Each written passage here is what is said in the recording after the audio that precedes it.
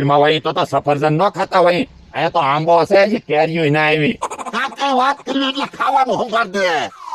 હું ભોળા દાદા એટલા બધા ગોદડા ઉડીને બેઠા, આખા ગામની ટાઈટ તમને વાતી લાગે. આ મમરાભાઈ બહુ ટાઈટ હોય, જોર આખો ધરું છું. અમરાભાઈ કોણ શાળો કાઢે એવું ના લાગતું. શું કરું? સાનો મનો બે ને આ ભોળા દાદા હારું હારું ખાવ, ખીચડીમાં ઘી નાખીને ખાવ, એકલી કંજુસાઈ હું કિલા કરો. તે મમરાભાઈ ખાવી સીવી તોય ટાઈટ હોય. તો અમને ટાઈટ હોય. લે બેટા છે ને ભોળા દાદા હું. આ તો ક્યાં જવું અમારે? ભોળા દાદા હા કાલ જો ભાવનગર ગયો ને તો તમારી હાટુ બાબા ટેપી લેતા આવ્યો. મેં કીધું ટાઈટ તો ન હોય ભોળા દાદા ને. સારું કર્યું, લાવો લાય અલ્યો 230 રૂપિયા ની આવી.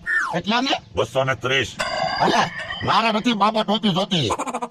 ભોળા દાદા લઈ ગયો ને હું પહેરીશ.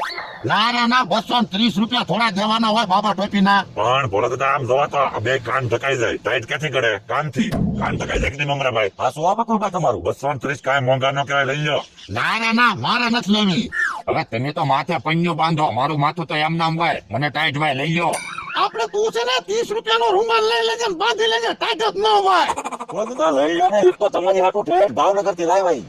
પણ મમરાભાઈ થોડાક ઓછા કરે તો લઈ લેવી. પણ ભોળા દાદા આ થોડો રૂમાલ છે તો ઓછા કરો. આ જો આ બાબા ટેપી પહેરી હોય ને તો એન્ટ્રી કેવી પડે? રૂમાલમાં એન્ટ્રી પડે? કાંઈ વાંધી ન પડે, કોક ને એમ લાગે જનાવર હાલ્યું આવે. લઈ લો ભોળા દાદા, લઈ લો.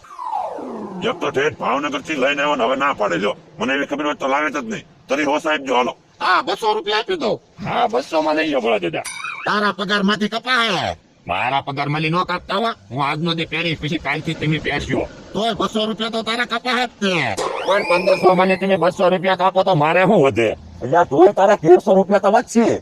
હા હે બકુમભાઈ, આજે તમારે તો દનૈયાનું થઈ ગયું. હું દનૈયાનું થઈ ગયું. 200 ની તો